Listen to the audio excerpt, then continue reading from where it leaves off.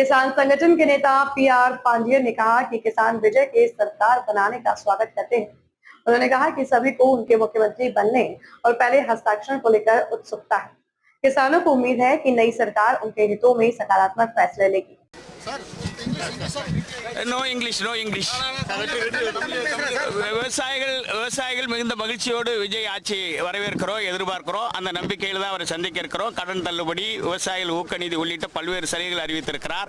பரந்தூர் விமான நிலையத்தை தள்ளுபடி ரத்து செய்வேன் என்று ஏற்கனவே அந்த களத்திலே போய் உத்தரவாதம் கொடுத்திருக்கிறார். எனவே தமிழ்நாடு அரசு நில ஒருங்கிணைப்பு சட்டம் 2023 தள்ளுபடி செய்ய வேண்டும், குத்தகை விவசாயிகள் உரிமைகளை பாதுகாக்க வேண்டும் என்கிற கோரிக்கையெல்லாம் ஒரு இடத்துல எடுத்து சொல்லியிருக்கிறோம்.